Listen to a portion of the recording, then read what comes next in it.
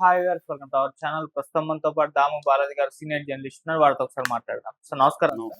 Sir కుంభమేళలో famous అయిన Mona Lisa గురించి ఇప్పుడు ట్విట్టర్ లో పాపం మోనాలిసా అంటూ పోస్టులు పెట్టి వైరల్ చేస్తున్నారు. సార్ ఎందుకు అంటే ఆమెను హీరోయిన్ గా చేస్తాను అంటే ఫేమస్ అయిన తర్వాత హీరోయిన్ గా చేస్తానని చెప్పేసి సనోజ్ మిశ్రా అనే ఒక డైరెక్టర్ ముందుకొచ్చి సినిమా ఛాన్స్ ఇచ్చారు. అది ఇప్పుడు ఆ సనోజ్ మిశ్రా అనే డైరెక్టర్ ఒక హీరోయిన్ ని రేప్ చేశారన్న నేపథ్యంలో ఆయన అరెస్ట్ కూడా చేయడం జరిగింది. సో ఇప్పుడు మోనాలిసా చిత్రం కూడా ఆగిపోయింది. పాపం మోనాలిసా అంటూ ఆమె పట్ల సానుభూతి అయితే వ్యక్తం చేస్తున్న నెటిజన్స్. మరి ఏం జరిగింది ఈ సనోజ్ మిశ్రా విషయంలో, మరి మీరేం చెప్తారు సార్ దీనికి సంబంధించి? సనోజ్ మిశ్రా మీద రేపు కేసు పెట్టారు. ఒక 28 ఏళ్ల యాక్ట్రెస్ ఆమె నన్ను ఇతను పదే పదే రేప్ చేశాడు, నాకు హీరోయిన్ ఛాన్సులు ఇస్తాడని చెప్పి రేప్ చేశాడు, నాకు మల్టిపుల్ అబార్షన్స్ కూడా అయినాయి. ఒక టిక్ టాక్లో మేము ఇద్దరం పరిచయం అయినాం. ఆ తర్వాత అతను 2020 తర్వాత యూపీలో ఝాన్సీ రైల్వే స్టేషన్లో కలిశాడు. దాని తర్వాత ముందు నాకు మొత్తం మంది ఇచ్చి నన్ను లోపరుచుకున్నాడు. అప్పటి నుంచి నాతో అనేక సార్లు లైంగికంగా కలిశాడు. నాకు ఛాన్స్ ఇస్తున్నాడు, ఛాన్స్ ఇవ్వలేదు అనేది ప్రధానంగా చెప్పింది. ఒక రకంగా మనకి ఇక్కడ జానీ మాస్టర్ మీద ఎలాంటి అభియోగాలు చేశారో అలాంటిదే ఈమె కూడా చేసింది. కాకపోతే ఈమె మేజరు, ఈమెకి 28 ఏళ్ళు. సో ఇతన్ని ఢిల్లీ పోలీసులు గజియాబాద్లో మొన్న అదుపులోకి తీసుకున్నారు. ఈయన ఢిల్లీలో యాంటిసిపేటరీ బెయిల్ కోసం కూడా పిటిషన్ వేశాడు. బట్ హైకోర్టు ఇవ్వలేదు. సో ఈయన జైలుకి పోక తప్పలేదు, జైలుకి వెళ్ళాడు. ఇప్పుడు జైలు నుంచి మళ్ళీ ఆయన పిటిషన్లు వేసుకునే అవకాశం ఉంది. ఏదేమైనా ఆయన మీద పెట్టిన రేప్ కేసు ఇవన్నీ కొంత serious non bailable and cognisable సెక్షన్లు ఉంటాయి కాబట్టి నాకు తెలిసి కనీసం ఒక 1 month 1.5 month బెయిల్ అయితే రాదు ఆయనకి. సో అసలు ఏం జరిగింది, ఆయన బ్యాక్గ్రౌండ్ ఏంటి, ఆయన మీద గతంలో ఏమైనా ఇలాంటి అభియోగాలు వచ్చాయా, ఇప్పుడు మన మోనాలిసా పరిస్థితి ఏంటి? అమ్మాయి పాపం పూసలు అమ్ముకునే ఒక నిరుపేద ఫ్యామిలీలో నుంచి అనుకోకుండా కుంభమేళాలో పాపులర్ అయ్యి ఇతను ఛాన్స్ ఇచ్చాడు.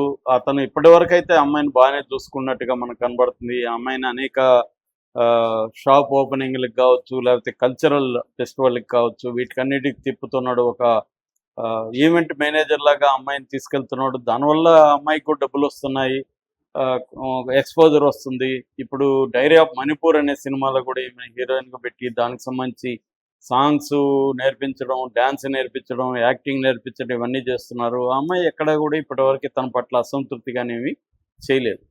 సో నేపాల్ కూడా ఆ మధ్య తీసుకెళ్ళాడు, అంతకుముందు కేరళకి తీసుకెళ్ళాడు. ఇవన్నీ జరుగుతున్నాయి. అంటే కొంత అమ్మాయికి కొంత అడ్వాన్సులు కూడా డబ్బులు కూడా వచ్చాయి. అమ్మాయి ఒక చైన్ కొని వాళ్ళ అమ్మకు కూడా గిఫ్ట్ ఇచ్చింది. అదంతా కూడా రీల్స్ చేసింది. నిజానికి ఇది దేశం అంతా కూడా అప్రిషియేట్ చేశారు. అయితే నేను కూడా కొన్ని చెప్పాను, అప్పుడు ఆ అమ్మాయి జాగ్రత్తగా ఉండాలని చెప్పాను. ఎందుకంటే ఛాన్సులు రావడం వేరు, ఆ అమ్మాయికి సపోర్ట్ సిస్టమ్ ఉండాలి. ముఖ్యంగా మహిళలకి సినిమా రంగంలోకి వచ్చినప్పుడు వాళ్ళకి ఇంట్లో ఫ్యామిలీ కానీ, ఫ్రెండ్స్ కానీ, ఎవరైనా గాడ్ ఫాదర్ కానీ, గాడ్ మదర్ కానీ, ఎవరైనా ఒక సపోర్ట్ సిస్టమ్ అనేది వెరీ వెరీ ఇంపార్టెంట్. లేకపోతే వాళ్ళు ఈ స్టేజ్ని ఎలా డీల్ చేయడం అనేది వాళ్ళకి తెలియదు. పాపం వీళ్ళ ఇంట్లో ఎవరు కూడా చదువుకున్న వ్యక్తులు కాదు, అసలు ఈ ప్రపంచం వాళ్ళకి తెలియదు. వాళ్ళేదో పూసలు చేసుకొని దాన్ని అమ్ముకుంటూ బతికే ఒక పేద కుటుంబం. సో అందుకని ఈ అమ్మాయి అయితే తెలియగలిగిన అమ్మాయిగా కనిపిస్తుంది. బట్ ఓన్లీ తెలివి సరిపోదు, సపోర్ట్ సిస్టమ్ ఉండాలి. అది నేను ఎక్స్ప్రెస్ కూడా చేశాను. అది డీల్ చేయడంలో అమ్మాయి సక్సెస్ అయితే దాన్ని బేస్ చేసుకున్న అమ్మాయికి ఉంటుంది. ఏదేమైనా గతం కంటే మెరుగ్గా అయితే అమ్మాయి జీవితం ఉంటుంది. అయితే ఇప్పుడు ఈయన మీద గతంలో కూడా ఆరోపణలు వచ్చాయి. ఈయన ఆ మధ్య కూడా మనం చెప్పుకున్నాం, డైరీ ఆఫ్ వెస్ట్ బెంగాల్ అనే ఒక సినిమా తీశాడు. ఆ సినిమా ప్రొడ్యూసర్ ఇతని మీద చేశాడు. ఇతను కరెక్ట్గా ఉండడు, డబ్బులు తినేస్తాడు, మిస్యూజ్ చేస్తాడు, సినిమాలు రిలీజ్ చేయడు, కంప్లీట్ చేయడు, అవన్నీ కూడా అతని మీద కంప్లైంట్లు వచ్చాయి. కాకపోతే ఈ లైంగిక ఆరోపణలు అనేది ఇప్పుడే వచ్చాయన్నమాట. మామూలుగా ఇతని బ్యాక్గ్రౌండ్ చూస్తే ఇతనిది ఉత్తరప్రదేశ్ బారాకిల్లా జిల్లాలో హైడర్గర్ అనే ఒక ఊర్లో ఆయన పుట్టాడు. ఆయన పీజీ లక్నోలో పీజీ కాలేజ్, షీర్ పీజీ కాలేజీలో అక్కడ చదువుకున్నాడు. ఎంఏ సోషాలజీ చదివాడు ఆయన. సో కొంత డీసెంట్ బ్యాక్గ్రౌండే ఉంది ఆయనకి. దాని తర్వాత ఆయన సినిమా ఇండస్ట్రీలోకి వచ్చి చాలామంది దగ్గర పనిచేశాడు. దాని తర్వాత Sanoj Mishra SM films, Sanoj Mishra films అనే ఒక బ్యానర్ ఆయన పెట్టి చిన్న చిన్న సినిమాలు చేయడం మొదలుపెట్టాడు. 2014లో బేతాబ్ అనే సినిమా తీశాడు. దాని తర్వాత 2016లో గాంధీగిరి అనేది తీశాడు. రామ్కి జన్మభూమి అని తీశాడు. కాశీ టు కాశ్మీర్ అనే ఒక సినిమా తీశాడు. ఇందాక చెప్పిన డైరీ ఆఫ్ వెస్ట్ బెంగాల్ తీశాడు. వీటిలో కొన్ని కాంట్రవర్సీ కూడా అయినాయి. గాంధీగిరి కానీ, రామ్కి జన్మభూమి కానీ, కాశీ టు కాశ్మీర్ కానీ, ఇవన్నీ కూడా కొంత కాంట్రవర్సీ అయితే క్రియేట్ చేస్తాయి. బట్ ఇవి మెయిన్ స్ట్రీమ్ ఫిల్మ్లు కాకుండా ఇక్కడ మన సునీల్ కుమార్ రెడ్డి లాంటి వాళ్ళు తీస్తుంటారు కదా, వాళ్ళు ఒక డిఫరెంట్ ఇది వేసుకొని, ఒక నారాయణ మూర్తి, సునీల్ కుమార్ రెడ్డి ఇలాంటి వాళ్ళు రెగ్యులర్గా తీస్తుంటారు. బట్ అంతకంటే వాళ్ళు పైకి వెళ్ళరు, అట్లని కిందికి రారు. కన్సిస్టెంట్గా వాళ్ళు నమ్మిన సినిమాల్ని తీసుకుంటూ వెళ్తుంటారు. అలాగా ఇతను కూడా తనకంటూ ఒక స్పేస్ క్రియేట్ చేసుకుని ఆ స్పేస్లో సినిమాలు తీసుకుంటూ వెళ్తున్నాడు.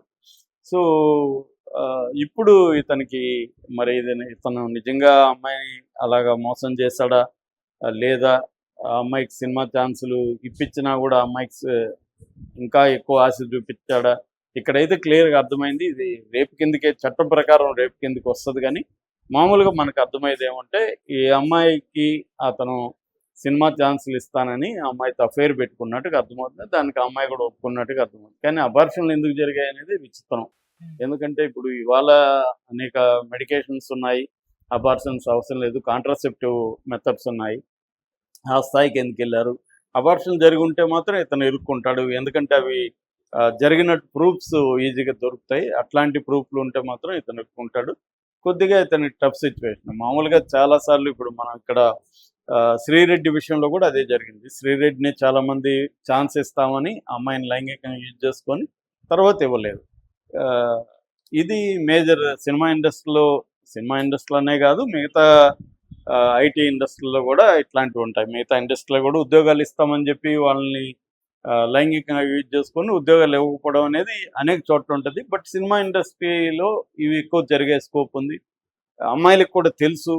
కానీ కొన్నిసార్లు అమ్మాయిలు ఏంటంటే, వీడికి కావాల్సింది ఇస్తే మనకు కావాల్సింది ఇస్తాడు కదా అన్నట్టుగా వాళ్ళు ముందే ఇదవుతారు. కొంతమంది తెలివైన అమ్మాయిలు నాకు సినిమా ఛాన్స్ వచ్చినాక సైన్ చేసి ప్రొడ్యూసర్ అడ్వాన్స్ ఇచ్చినాకనే నేను నీ దగ్గరికి వస్తాను అనే కండిషన్లు పెట్టేవాళ్ళు కూడా ఉన్నారు.